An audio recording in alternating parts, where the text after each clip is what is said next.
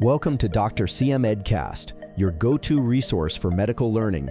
Through discussions, case studies, tutorials, and debates, we help you learn, grow, serve. You know, the human heart beats with this incredibly precise electrical rhythm. But what happens when that rhythm goes wrong? How can doctors actually listen in on the heart's private electrical conversation to find the problem? Well, the answer lies in a remarkable tool, the electrocardiogram, or ECG. Today, we're going to dive into how this simple tracing can reveal the deepest secrets of the heart's electrical system. So, here's what we've got on tap. We'll start with the basics, the heart's electrical blueprint, and what a normal, healthy rhythm looks like. Once we've got that down, we'll look at what happens when things go too fast or too slow, when signals get blocked, and a few other common arrhythmias. And then, we'll wrap up by seeing just how essential the ECG really is in medicine today. To understand any blueprint, you need the right tools. And for the heart's electrical system, our main tool is electrocardiography. It's basically the process of recording the heart's electrical signals over time, giving us this incredible visual map of its activity. I mean, just think about how remarkable this is. By simply placing a few electrodes on the skin, we get this detailed, completely non-invasive look inside the heart's function. This little tracing is an absolute cornerstone of cardiology, critical for pretty much everything, from routine checkups to life-saving interventions. Okay, so before we can start spotting any problems, we first need to know what a healthy heartbeat looks like on an ECG. This is our baseline, and it has a name, normal sinus rhythm. It's the heart's ideal electrical signature. At first glance, this just looks like a simple repeating line, right? But every single part of this wave tells a whole story. You've got the atria contracting, then the ventricles, and then a quick moment of reset. This is the visual signature of a perfectly coordinated heartbeat, and it all starts from the heart's natural pacemaker. So what does it take to get that normal sinus rhythm label? Well, it has to follow a few key rules. First, the rate needs to be in that sweet spot, somewhere between 60 and 100 beats per minute. The rhythm has to be steady, regular. The signal has to originate in the right place, the sinoatrial node or SA node. And finally, every signal from the atria, that's the P wave, has to be followed by a response from the ventricles, which is the QRS complex. Now that we know what normal is supposed to look like, let's explore what happens when things deviate. And the most basic change is all about speed. What happens when the heart starts beating too fast or too slow? So, any disruption to that nice, normal rhythm we just defined, that's what we call a cardiac arrhythmia. It's a really broad term that covers a whole range of conditions, some totally benign, and others, well, life-threatening. And this slide lays out the two most basic rate arrhythmias perfectly. Take a look at the left. That's sinus tachycardia. See how those heartbeats are all bunched up and close together? Now look to the right. That's sinus bradycardia. Way more spaced out, right? In both cases, the rhythm is still regular, but the speed is off. So tachycardia just means a heart rate over 100 beats per minute. And this can be totally normal, like when you're exercising or have a fever. Bradycardia, on the other hand, is when it dips below 60.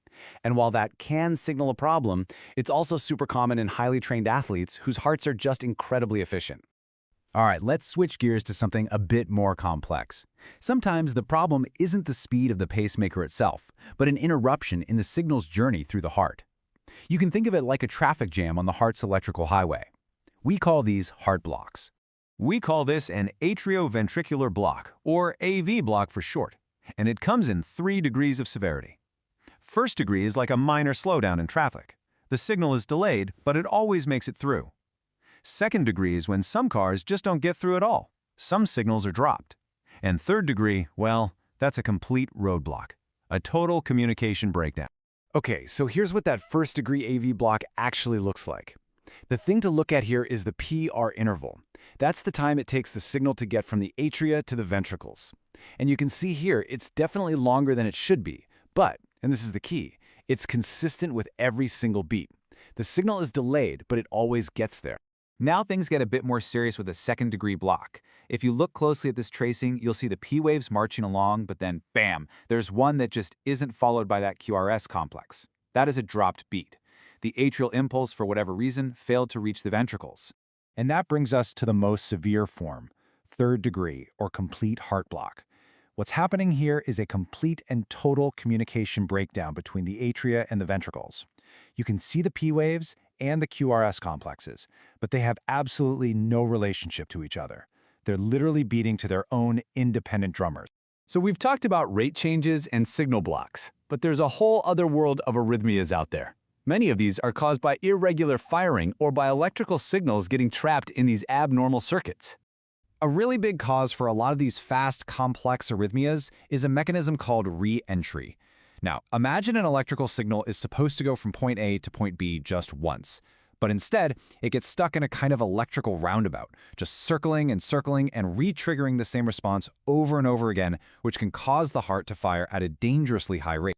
And this diagram shows you exactly how that works. See, the impulse goes down one path but hits a temporary roadblock, so it's forced to take a detour.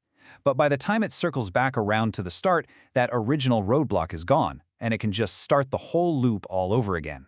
This creates a self-sustaining circuit and leads to a really rapid heart rhythm. And this is what that kind of chaotic electrical activity in the atria can lead to. This is atrial fibrillation. The first thing you'll notice is, where are the P waves? They're gone. Instead, you have this messy, fibrillating baseline, and the QRS complexes are happening at completely random intervals. It's the very definition of an irregularly irregular rhythm.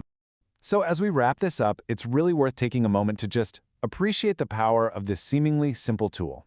The ECG really is like having a window right into the intricate workings of the heart's electrical system. And this statement right here just says it all, doesn't it? It's not just a nice-to-have tool. It is absolutely indispensable. Without it, modern cardiology just wouldn't be possible as we know it.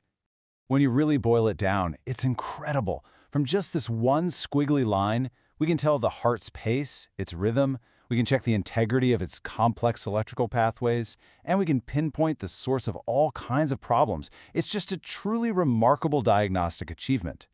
And that really leaves you with a final, pretty profound question. I mean, if we can learn all of this incredibly deep and nuanced information from a simple line on a piece of paper, just think about it. What on earth will the diagnostic tools of the future be able to show us?